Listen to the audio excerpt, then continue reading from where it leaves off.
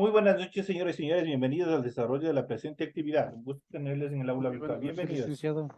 Buenas noches, Compañerito Luis, licenciado. bienvenido. Un gusto saludarle. Buenas noches, licenciado. Buenas noches, compañeritos. Bienvenidos.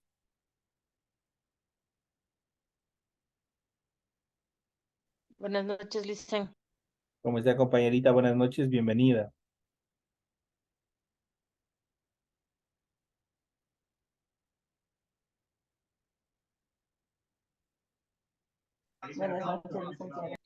Buenas noches, Licen. Compañeritas, ¿cómo están? Bienvenidas. Un gusto saludarles.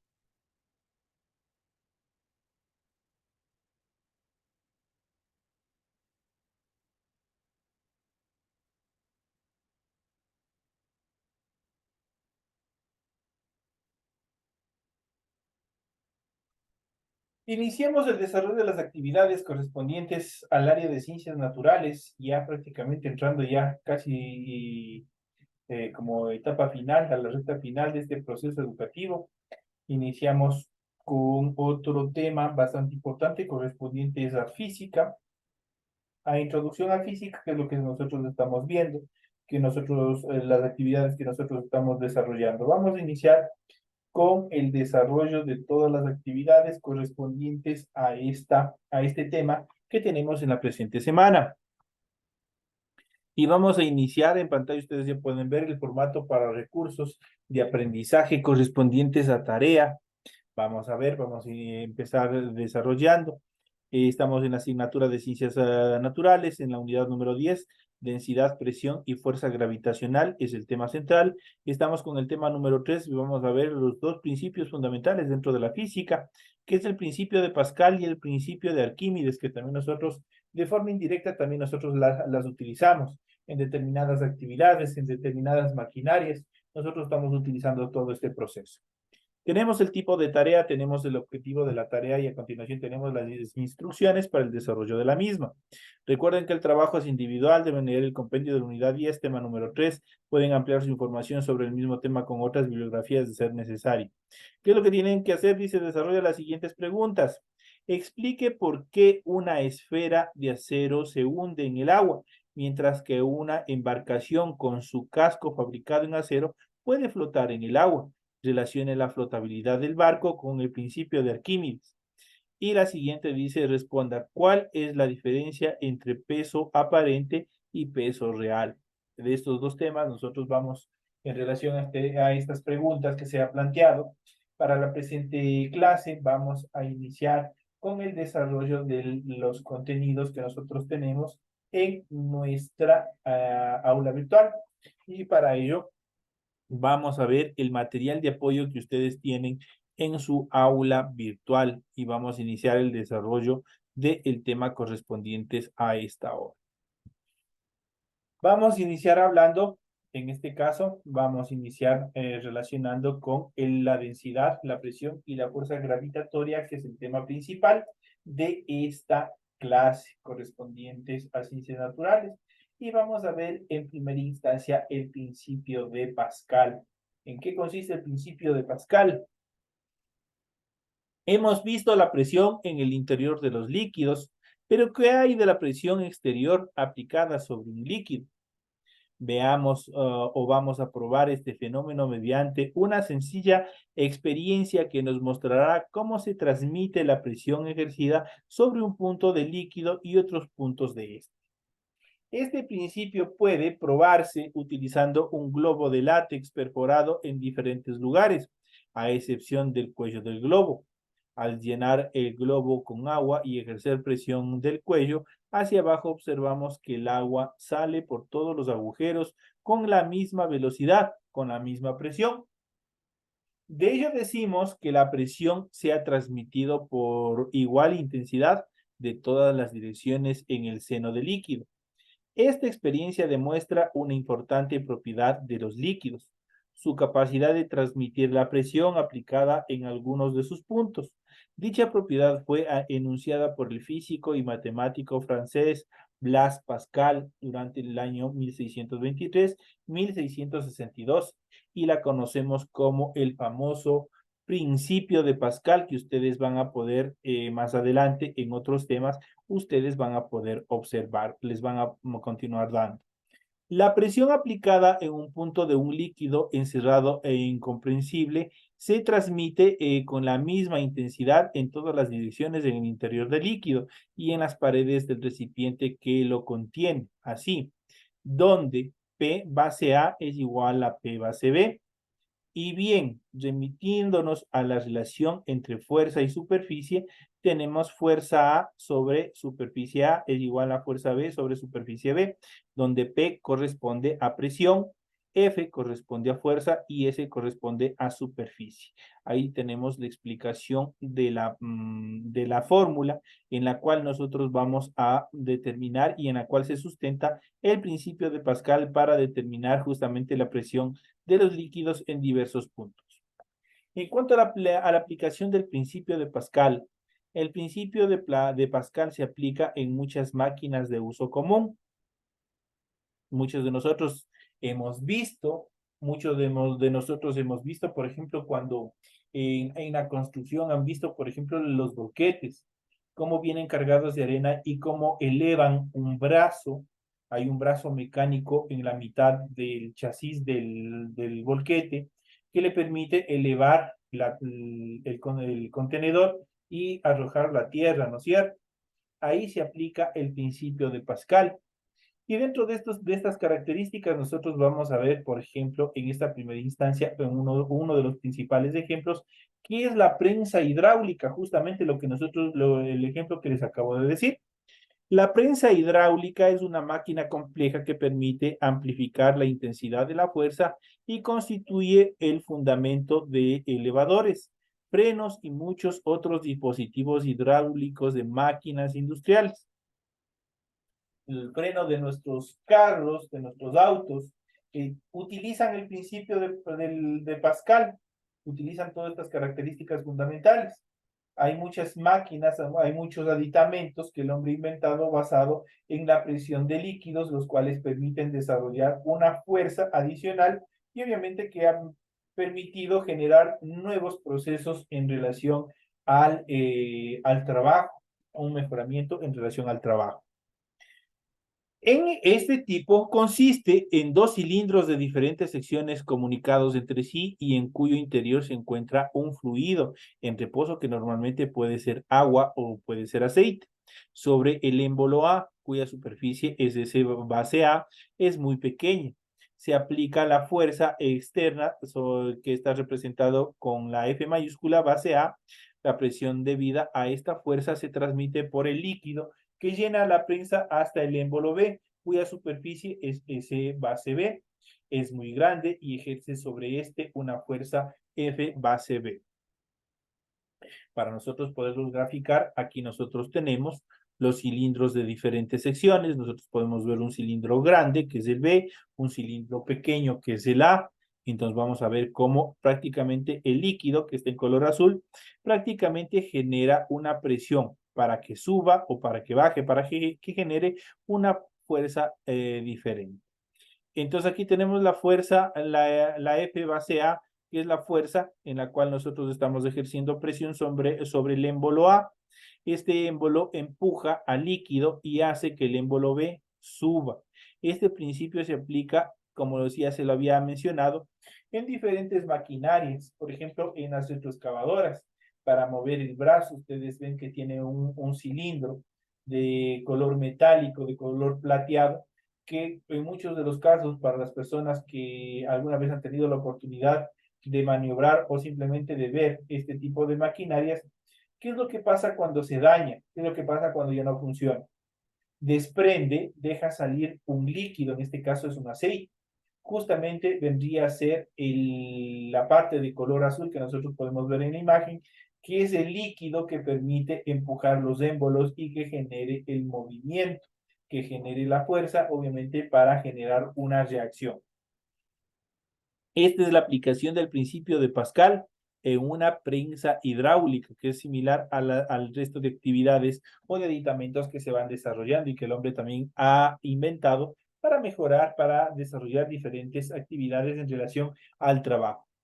La fuerza obtenida de F base B es mucho mayor que la fuerza aplicada de FA, porque la superficie es mucho mayor que SA. La aplicación usual de la prensa hidráulica consiste en comprimir algún cuerpo colocado sobre el émbolo de mayor sección, apretándolo contra el tope fijo situado en él. Entonces aquí nosotros podemos ver prácticamente el émbolo A no va a generar mucha fuerza, pero sí va a generar mucha fuerza el émbolo B, justamente porque obviamente sus dimensiones son mucho más amplias, son mucho más grandes que el émbolo A. Esto genera prácticamente el émbolo A, que es lo que va a hacer simplemente empujar el líquido. El émbolo B, por sus dimensiones, va a generar una fuerza adicional que esto va a permitir triturar, va a permitir hacer una gran cantidad de actividades, obviamente relacionadas a la actividad que se le vaya a aplicar.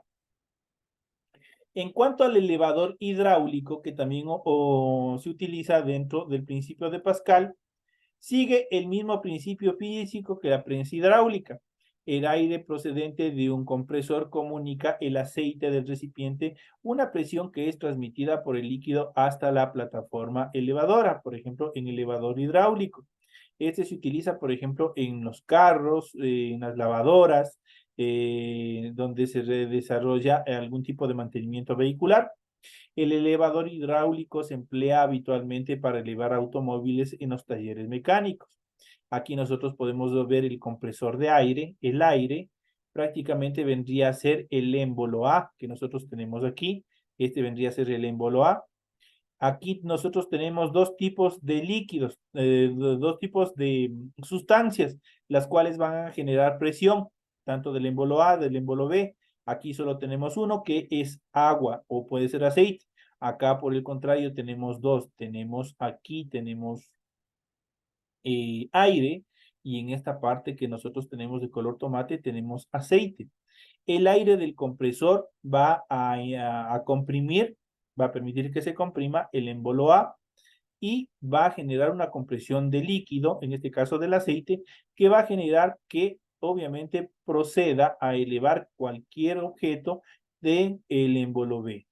De esta manera nosotros podemos observar la aplicación del principio de Pascal en elementos o elevadores hidráulicos utilizados para los vehículos. Esto nosotros podemos observar, muchas de las veces nosotros hemos pasado por desapercibido, pero existe mucha aplicación, especialmente en el sector del transporte, en el sector de la fabricación de maquinaria, de automóviles, los frenos de nuestros vehículos, los amortiguadores que nosotros tenemos en nuestros vehículos. ¿Han visto el amortiguador ya cuando se daña, cuando se rompe? ¿Qué es lo que pasa cuando el empaque se ha ido? Deja salir el aceite y por ende el amortiguador se ha dañado y empieza a golpear, ha perdido su fuerza, ¿no es cierto? Entonces ahí también se aplica el principio de Pascal en las suspensiones de nuestros vehículos, los cuales le permiten tener una rigidez y también permiten generar una suspensión líquida a través del aceite que permite que amortigüe los golpes que se encuentren en la superficie de nuestro automóvil. En cuanto a los frenos hidráulicos, también se aplica el principio de Pascal. La presión aplicada sobre el pedal del freno se transmite en el líquido que llena los dos conductos del circuito y acciona el mecanismo de presión sobre las ruedas para detenerlas. Se utiliza en los sistemas de freno de diversos vehículos. Aquí nosotros tenemos las pastillas de freno, tenemos las pinzas, tenemos el aceite de presión y tenemos el pedal. ¿Quién no ha conducido de aquí? La mayoría de nosotros creo que ha tenido un automóvil, ha tenido una moto, ha tenido un pequeño carrito y muchas de las veces nosotros hemos tenido que darle manualmente algún tipo de mantenimiento, especialmente cuando los carritos son antiguos, hablemos hasta el año 2000 hacia atrás, año 99, 98, ellos tienen otro sistema de frenos, los cuales nosotros utilizábamos un líquido de frenos, ¿no es cierto? Cuando se acababa el líquido de frenos, ¿qué es lo que pasaba? El freno dejaba de funcionar, ¿no es cierto? Cuando había una fuga, cuando no, se ha ido el líquido de frenos, prácticamente nos hemos quedado sin frenos, hemos tenido que revisar. Entonces ahí obviamente se aplica también el principio de Pascal. En la aplicación del principio de Pascal en los frenos hidráulicos, nosotros podemos ver aquí, y del lado del pedal, nosotros de donde ponemos nuestro pie y accionamos el freno, nosotros podemos tener el émbolo A, prácticamente mucho más pequeño, obviamente que genera una presión por efecto de la fuerza que nosotros hacemos con nuestro pie. Este émbolo va a empujar el aceite o el líquido de frenos y estos va a accionar las pastillas, que obviamente generarán una fricción contra el disco y esto permitirá que nuestro auto vaya perdiendo velocidad y obviamente frene. Entonces ahí nosotros tenemos igual la aplicación. Si nosotros hemos visto los tres ejercicios, los tres ejemplos anteriores, prácticamente tienen el mismo principio en todas sus actividades. Y justamente tenemos aquí, nosotros también podemos ver aquí en esta rueda de esta moto, nosotros podemos ver el amortiguador, podemos ver prácticamente la parte tubular de nuestra amortiguación.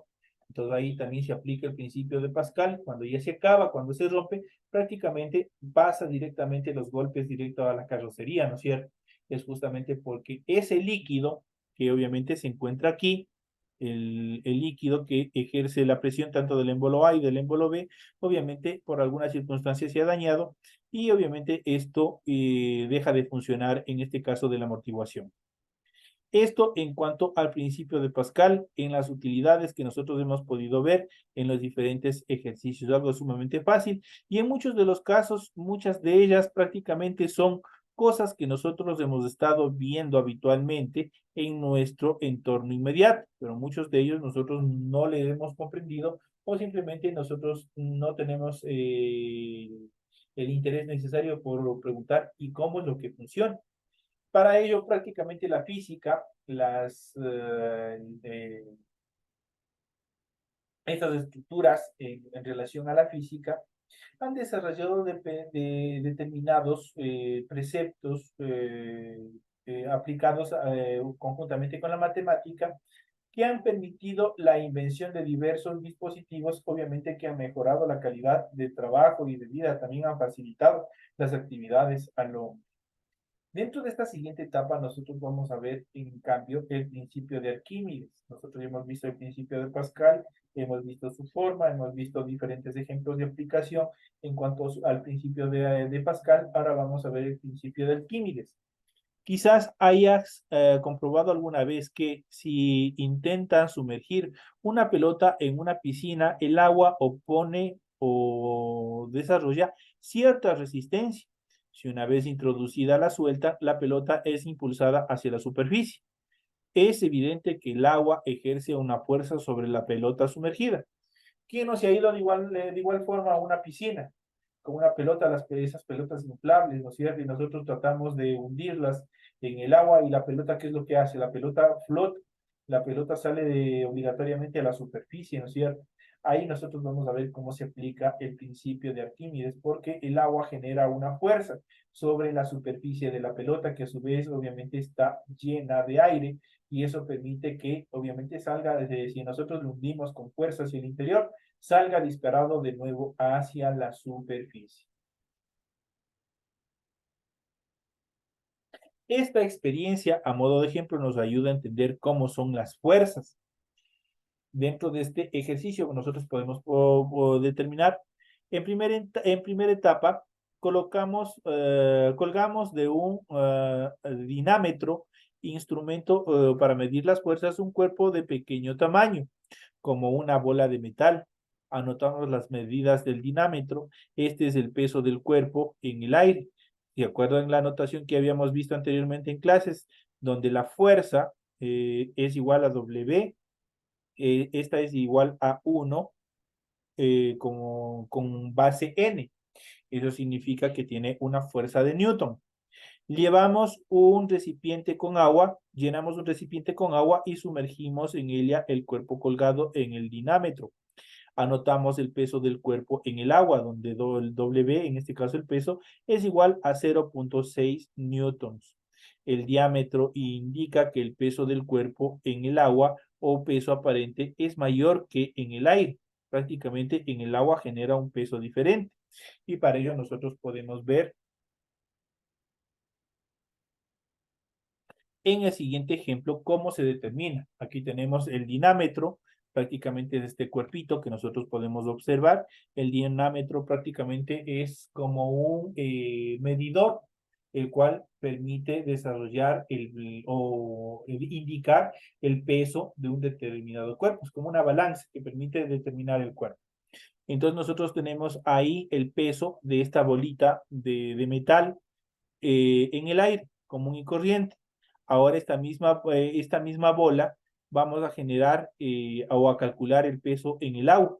Y nosotros vamos a ver que el peso en el aire va a ser diferente que el peso en el agua. En el peso en el agua va a ser mucho más que el peso en el aire. Y ahora vamos a ver por qué.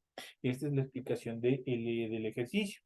De esta experiencia concluimos que los líquidos ejercen una fuerza vertical llamada fuerza de empuje sobre los cuerpos sumergidos en ellos.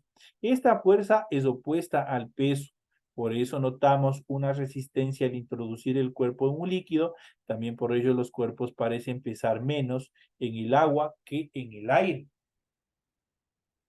El peso aparente de un cuerpo sumergido en un líquido es diferente entre el peso real y la fuerza de empuje, donde W es igual a W menos E. Esa es la denotación científica. En el siglo III a.C., el matemático griego Arquímedes determinó el valor de la fuerza de empuje que ejerce un líquido sobre los sólidos sumergidos en él y formuló el principio que lleva su nombre, el famoso principio de Arquímedes. Cualquier cuerpo sumergido total o parcialmente en un líquido está sometido a una fuerza de empuje dirigida hacia arriba, igual al peso del líquido desalojado.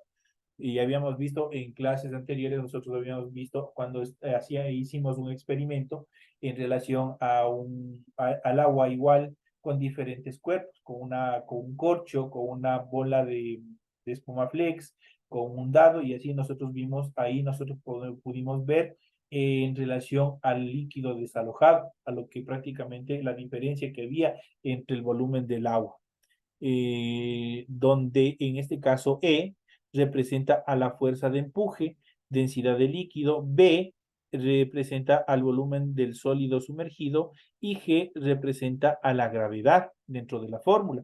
Cuando un cuerpo se sumerge en un líquido, este presiona el fluido y al mismo tiempo el fluido presiona sobre el cuerpo hasta provocar su pérdida aparente de peso. Podemos concluir que en el principio de Arquímedes, el empuje depende solo de la densidad del fluido y del volumen sumergido del cuerpo. Esto define si un cuerpo flota o si este cuerpo se hunde. Ejemplo, aquí tenemos un ejemplo dentro de aplicando la fórmula de Arquímedes. Tenemos un objeto de hierro de peso, en este caso B es igual a 0,008 metros cúbicos, se sumerge totalmente en el agua. Esto determina que D es igual a 1000 kilogramos por metro cúbico. Determinamos A, la fuerza de empuje, B, el peso aparente del cuerpo de la masa de 63.7 kilogramos. ¿Cómo se llegó a esta determinación? A través de la aplicación de la fórmula, la resolución del ejercicio, donde E prácticamente nosotros tenemos es igual a B por G. Prácticamente nosotros tenemos aquí una determinación. Vamos a ir reemplazando todos esos datos prácticamente con los datos que nosotros tenemos en el desarrollo del ejercicio. Y vamos a ver, E es igual a 1000 kilogramos por metro cúbico. Esto da como resultado a 0.08 metros cúbicos por 9,8 metros, sobre S al cuadrado, que en este caso S representa la superficie, y esto da como resultado a 78.4, en este caso N. ¿Por qué se le coloca N? Porque son los newtons que representan en relación al peso del objeto. En este caso, en la segunda etapa, vamos a determinar, en este caso, el peso aparente del cuerpo, donde W es igual a a W menos E, y esto es igual a M por G menos E. Vamos reemplazando los valores igual con los datos que nosotros ya obtenimos tenemos W es igual a 63.7 kilogramos por 9.8 metros sobre la superficie al cuadrado, menos 78.4. Aquí tenemos una respuesta negativa. Obviamente, al realizar, en este caso, el ejercicio, al realizar la resta, prácticamente aquí generó un número negativo. Y este 78.4 newtons es igual a 545.9 newtons. Esta sería la respuesta en función del peso aparente del cuerpo. En cuanto a la flotabilidad de los cuerpos, ¿por qué unos cuerpos flotan y otros no? Y obviamente siendo construidos o su estructura, su volumen del mismo material. Vamos a ver el por qué.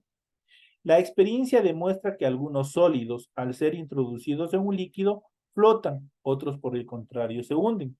¿Cuál es la causa de esta diferencia de comportamiento? ¿Qué se requiere para que un cuerpo flote? La flotabilidad de un cuerpo depende del valor relativo de las fuerzas, peso y empuje para el cuerpo totalmente sumergido. Pueden darse estos tres casos, estos tres ejemplos, donde el peso es menor que el empuje, donde W es menor que E. Esa es la notación científica, por lo tanto dice el peso es menor que el empuje. O sea, en este caso, la densidad del sólido es menos que la densidad del líquido. Un cuerpo flota en un líquido cuando su densidad es menor que la de dicho líquido. Ejemplo, la bola de corcho. La bola de corcho obviamente es mucho más pequeña en relación a la cantidad de líquido y por ende va a flotar. Obviamente tienen otras características en relación a su composición, a su cuerpo también, que permite que este elemento flote. Otra de las características es el peso es igual al empuje. Esto quiere decir dentro de la notación W es igual a E. O sea, en este caso, nosotros tenemos un cuerpo está en equilibrio en el interior de un líquido cuando su densidad es igual a la de dicho líquido. Ejemplo, la bola de plástico. La bola de plástico, aquí tenemos el equilibrio en el interior del cuerpo, donde nosotros podemos ver la igual proporcionalidad entre las fuerzas. Y por último tenemos el peso es mayor que el empuje, donde W es mayor que E. O sea, un cuerpo se hunde en un líquido cuando su densidad es mayor que la de dicho líquido. Ejemplo, la bola de cristal o la bola de hierro. Ahí nosotros podemos determinar. En el caso de los barcos y submarinos, se aplica este principio que nosotros estamos viendo. Los barcos, a pesar de su peso, a pesar de su gran tamaño, flotan gracias a su gran volumen. Al tener mucho espacio interior lleno de aire, su peso queda compensado por el empuje de su parte sumergida. La línea de flotación es aquella que separa la parte sumergida de la parte del barco sobre la superficie del agua. Los materiales con los que se construyen los grandes barcos mercantes son más densos que el agua, pero el peso del volumen de agua del barco desaloja o desalojado es mayor que el peso del barco y por este motivo el barco flota. En relación a los submarinos pueden variar su peso y por tanto su flotabilidad gracias a sus tanques de lastre. En ellos pueden introducir agua o bien aire procedente de depósitos de aire comprimido. Si estos depósitos de lastre se llenan de agua, coge más peso y por ende se va a hundir, se va a sumergir en el agua. Pero si estos depósitos de lastre son llenos o son constituidos por aire, obviamente va a perder peso y esto va a orientar a que el submarino emerja, salga a la superficie del líquido, a la superficie del agua. Aquí nosotros podemos ver gráficamente el cuerpo de un submarino. Tenemos aquí el tanque de aire comprimido, tenemos el interior donde se encuentra la tripulación y tenemos los tanques de lastre, como se les conoce. Si estos tanques de lastre se llenan de agua, obviamente el cuerpo del submarino agarra mayor peso y por ende se hundirá. Pero si estos tanques de lastre se llenan de aire, obviamente el submarino pierde peso y empieza a flotar, empieza a subir. Y esto obviamente va a permitir que emerja el submarino a la superficie. El caso de los globos aerostáticos, hasta ahora hemos visto el comportamiento de los cuerpos en un fluido, generalmente los líquidos, pero ¿qué sucede en el caso de que el fluido sea un gas?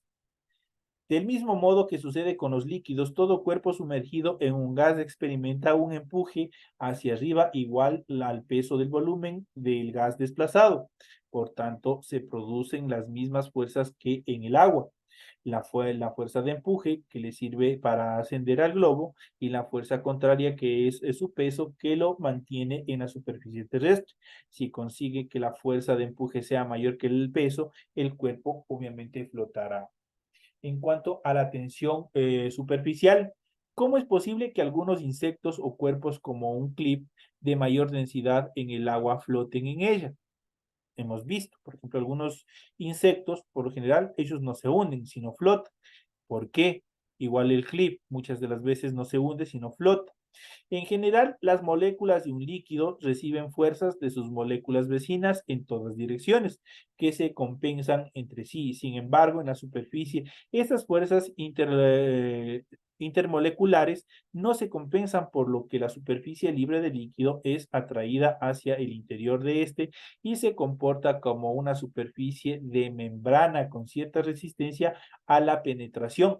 Es lo que hace posible que el clip flote en el agua, pese a que está construido de acero, de alambre, y a esta fuerza la llamamos tensión superficial, tanto para los insectos, tanto para los clips o cuerpos de composición pequeña en relación al líquido. Obviamente, esta fuerza que permite que estos cuerpos floten, a estas se le llamamos o se las denomina tensión superficial.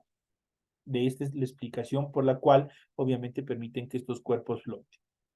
Esta es la explicación que nosotros hemos visto en relación a estos dos principios fundamentales que nosotros hemos tenido como temas principales dentro de esta clase. En esta primera instancia nosotros hemos visto el principio de Arquímedes y también hemos visto el principio de Pascal, que son muy utilitarios y que el hombre ha generado utilidad para aplicarlos en desarrollo de transporte, en desarrollo de actividades mecánicas y obviamente también en movilidad en relación a la construcción de buques o de medios de transporte en el mar, en el agua. De esta manera, señores y señores, llegamos ya a la parte final del desarrollo de las actividades. Espero que este aporte haya sido bastante favorable para el desarrollo de las actividades que ustedes tienen programadas para esta semana. Prácticamente ya estamos llegando a la recta final. Estamos ya a una semana más para completar el final de la unidad número 10 y entrar a la finalísima, que es la unidad número 11. Con eso acabaríamos todo el proceso educativo. Sigan, por favor, cumpliendo con todas las actividades, con todas las tareas. Traten de igualarse las personas que no han cumplido, que por A o B circunstancias no han alcanzado a presentar a tiempo, tienen todavía la oportunidad de presentar para, obviamente, calificarles. Obviamente, si ustedes se dan cuenta, yo no les he tomado en cuenta muchas personas que han presentado fuera de tiempo las tareas, pero obviamente sí viendo la calidad de la tarea que ustedes tienen.